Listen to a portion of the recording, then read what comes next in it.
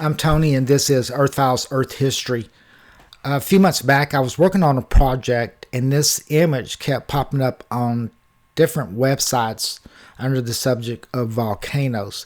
As you can see right here, it says an aerial view of Mauna Loa volcano in Hawaii. It also states that this image was taken in 1985. So remember that year. That year is important, and I'll come back to that in a minute. I noticed about this image that it was blurry and kind of smoky looking, which indicated to me that this image had a lot of obfuscation applied to it, which doesn't make any sense since it's on the island of Hawaii in these volcano areas.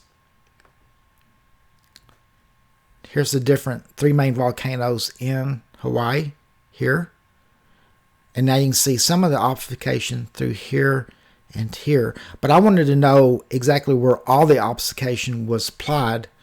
So I worked the image, and now you can see where it's at. All through here, all around in this area, all through here, in this area. If you notice right here, this isn't really a volcano. This is a structure that has collapsed and fallen over. The structures begin to appear through here. They're deteriorated, but the super megalithic, these huge structures, the large ones are still standing. So we go back to the image, and this upper level that overlooks this area here, notice it has a geometric shape to it also. This geometric shape is seen all through our solar system from the previous civilization that colonized our solar system. The triangles and the hexagons and the different geometric shapes like that. So it appeared to me that it looked like the same civilization that colonized our solar system made these structures too.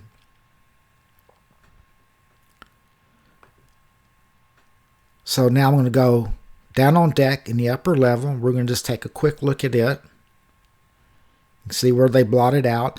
The reason they blotted this stuff out so it would not draw attention to this image here. In the upper deck area, see the little dots? This is what left over, I guess, from these supports. I guess they're columns or whatever that help support this structure. And I would imagine this whole area was one structure at one time. If you look back here, there's a huge structure standing, I would say at least 1,500 to 2,500 feet tall. The problem is there's no elevated area like this in that area where these volcanoes are at. And then here's some more structures here. And of course, you can't see them real good, but there's, you can still definitely tell that they are structures and they're quite old. I would estimate these in excess of 1 million years, and you'll understand why I'm saying that in just a minute.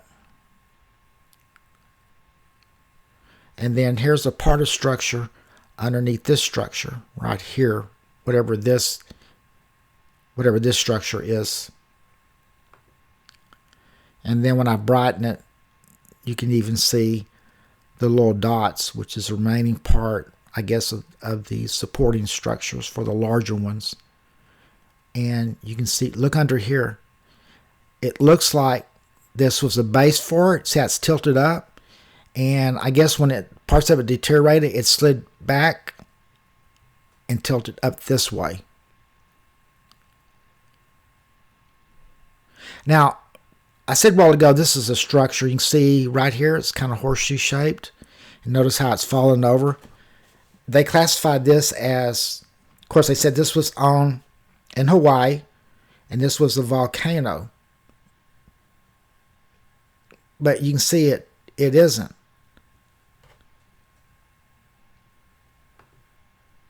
So let's go ahead and look at this remaining structure here.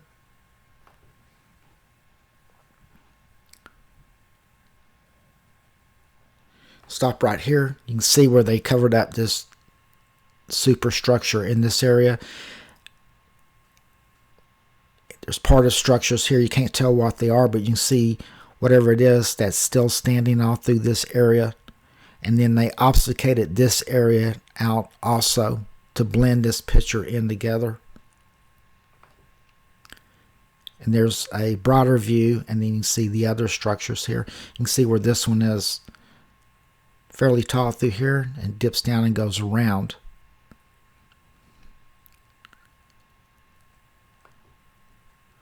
Okay, now we're going to go to this area. So give me just a second to get there.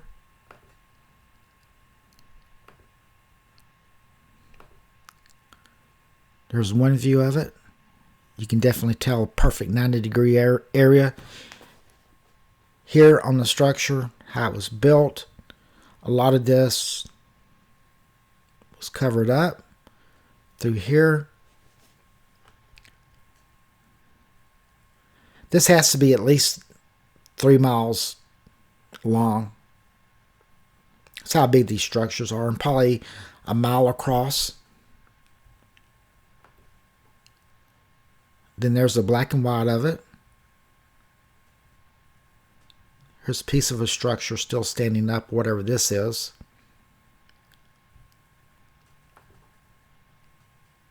And then we go back down to this area. Okay, so the landscape doesn't match the information that I found out about this area. I looked at other aerial images. I looked at videos of the area, really clear videos, maps, roads, and this doesn't exist in Hawaii. So I went back and I went for a search. This looks just like Earth, doesn't it? So what planet looks like Earth the most? It's Venus. Somebody was giving us a heads up that this image was taken from the surface of Venus.